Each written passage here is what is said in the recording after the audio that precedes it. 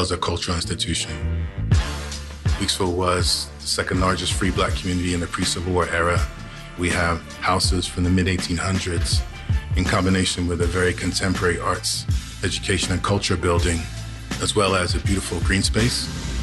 What you're able to learn about Brooklyn history, about Brooklyn's Black history, about free Black communities is actually incredible.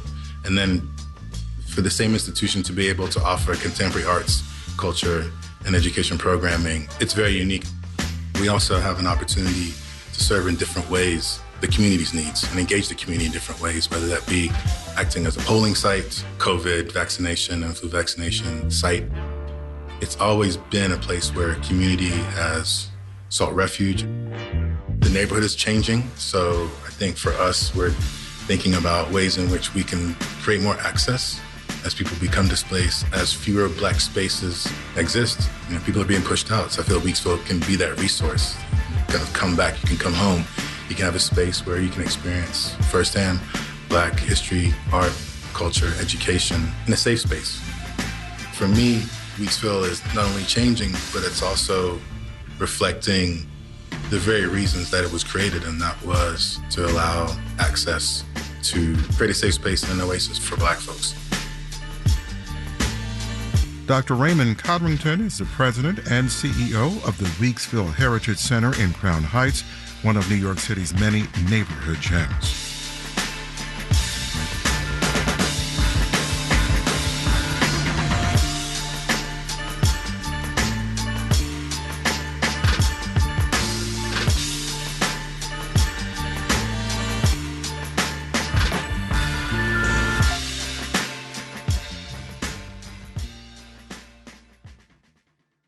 WNYC is supported by The Met, now on view. A new exhibition on the Harlem Renaissance explores how African-American artists shape modern art. Museum admission is pay what you wish for New Yorkers. Learn more at metmuseum.org.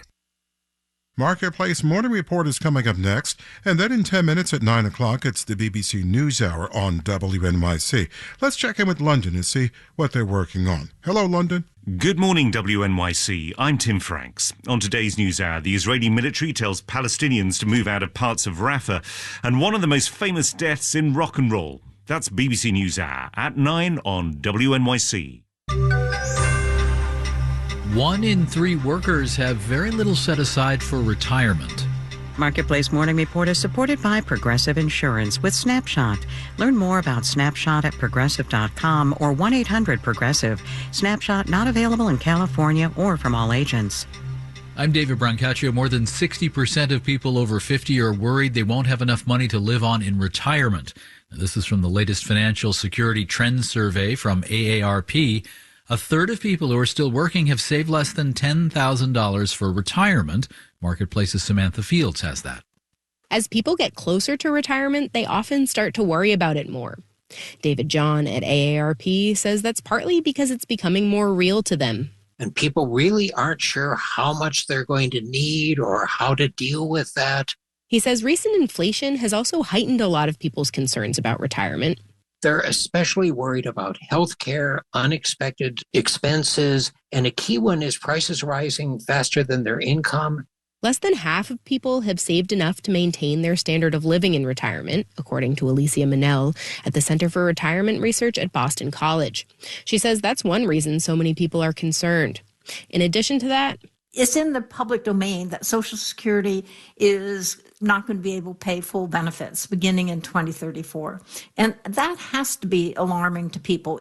About 40% of people get half or more of their retirement income from Social Security. I'm Samantha Fields for Marketplace. On average, retired workers got $1,900 a month from Social Security last year. And remember, that's taxable. The Australian airline Qantas will pay a $79 million fine for selling people thousands of tickets to flights that had already been cancelled. Here's the BBC's Phil Mercer. Qantas will pay a fine and compensation to passengers for allegedly selling seats on so-called phantom flights. Australia's competition regulator had sued the national carrier for what it called egregious and unacceptable conduct. It claimed the airline had taken bookings for services that no longer existed.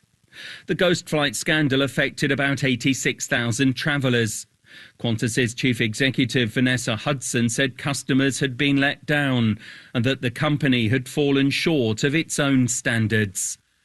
Phil Mercer is in Sydney checking markets. Dow, S&P, and NASDAQ futures reach up 0.4%. The 10-year interest rate is below 4.5%, the lowest in a month. Investor of legend Warren Buffett calls his company's annual shareholder meeting Woodstock for capitalists, but it was a reflective gathering over the weekend given the death at age 99 last year of Buffett's longtime business partner, Charlie Munger. This year's meeting had a special emphasis on the issue of succession. Here's Marketplace's Nova Safo. Berkshire Hathaway is essentially two companies, a conglomerate that owns various businesses from See's Candies to Geico Insurance. It's also a massive investment fund. And for the first time, Warren Buffett, over the weekend, said he expects his chosen successor to lead both of those businesses. That person is Greg Abel, who's the longtime head of Berkshire's utility business. He sat next to Buffett for the annual question and answer session with shareholders, occupying the seat previously held by Charlie Munger, who together with Buffett built Berkshire Hathaway into an investment powerhouse. Munger died in November at the age of 99. For his part, Abel told shareholders that he would maintain the investment principles set by Buffett and Munger. And what are those principles? Buffett put it this way: investing in something with little risk that makes a lot of money. Sounds simple enough, and yet the company is sitting on a cash pile of $189 billion. Buffett said right now he's not seeing a lot of opportunities for new investments. I'm Nova Safo for Marketplace. Marketplace Morning Report is supported by Twilio Segment. Segment helps every team access good data that's real-time, clean, and accurate. The result is relevant customer experiences that drive real revenue. Learn more at segment.com. The Biden administration is expanding healthcare access for people covered by the Deferred Action for Childhood Arrivals program, also known as DACA. The Department of Health and Human Services has finalized rules allowing DACA recipients to enroll in health plans through the Affordable Care Act marketplaces. Here's our Kimberly Adams in Washington. Growing up in Texas, Josue Rodriguez says health insurance was always something of a luxury. It was sort of like a joke that if you are not full-on dying, then we would have a home remedy to take care of your health. Rodriguez came to the States with his family from Mexico when he was 8 years old. His DACA status allows him to live and work here, and he currently has insurance through his job. But I've always been paying attention to the health insurance component of the jobs that I've been seeking, because I know that private insurance it's so expensive and DACA recipients were not able to access the marketplace. But now, starting November 1st with open enrollment, they can. There are about 600,000 DACA recipients living in the U.S. right now, says Stephen Yale-Layer, a professor of immigration law practice at Cornell. And the new rule estimates that about 100,000 of them are currently uninsured and can qualify for this kind of health insurance through the Affordable Care Act because of the relatively low incomes they are earning. The move is being celebrated by groups like Young Invincibles, a youth advocacy organization that was among those pushing the Biden administration to make the change. Katie Canales-Garay is an outreach coordinator with the group and a DACA recipient herself.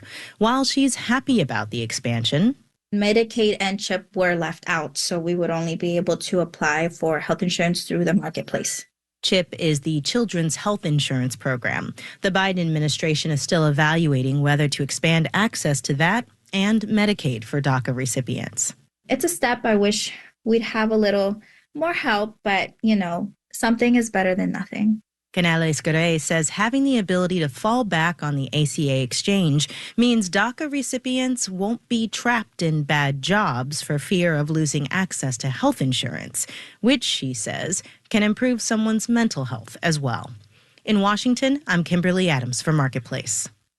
And Boeing says it's got the software, valves, and parachute problems of recent years worked out, and this evening plans to launch its first Starliner spaceship with a crew aboard. Test pilots Sunita Williams and Barry Wilmore are set for a test mission to the International Space Station and back. The Starliner's the nose section, designed to be reusable 10 times. The big stages pushing the thing are the time-tested Atlas V and Centaur rockets. Launch time 10:34 Eastern tonight from Florida. In New York, I'm David Brancaccio. It's the Marketplace Morning Report. From APM, American Public Media.